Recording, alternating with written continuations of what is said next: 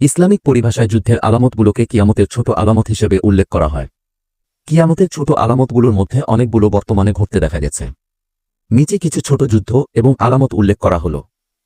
১. মুসলিমদের মধ্যে বিভক্তি ও যুদ্ধ। রাসূলুল্লাহ ভবিষ্যদ্বাণী করেছিলেন যে মুসলিম উম্মাহ একসময় বিভক্ত হয়ে পড়বে এবং নিজেদের মধ্যে যুদ্ধ করবে। এটি বর্তমানে মুসলিম দেশগুলোতে স্পষ্ট। ২. মিথ্যা নবীদের আবির্ভাব। তিনি বলেছিলেন, আমার পরে মিথ্যা নবীরা আসবে। সহিহ মুসলিম। ইতিহাসে দেখা যায় বিভিন্ন মিথ্যা নবীর উত্থান হয়েছে এবং এ নিয়ে সংঘাত হয়েছে। ৩. ছোট ছোট যুদ্ধ ও দাঙ্গা। রাসূল বলেছেন, কিয়ামতের আগে ছোট ছোট যুদ্ধ হবে। এসব যুদ্ধ অনেক সময় ধর্মীয়, সামাজিক বা রাজনৈতিক বিভাজনের কারণে ঘটবে। ৪. মুসলিম দেশগুলোতে বহিরাগত হস্তক্ষেপ।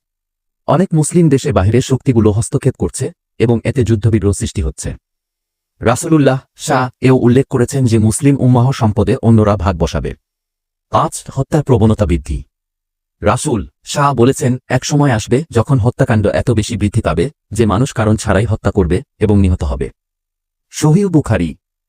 ৬. সম্পদ ও ক্ষমতার লোভে যুদ্ধ। মানুষ সম্পদ, ক্ষমতা এবং জমির জন্য একে অপরের সঙ্গে যুদ্ধ করবে, যা আজকের সময়ে স্পষ্টভাবে দেখা যায়। এসব আলামত আমাদের জন্য সতর্কবাণী এবং নিজেদের আমল ঠিক করার একটি শিক্ষা। আমরা যেন আল্লাহর পথে থেকে সতর্ক থাকি এবং একতাবদ্ধ থাকি।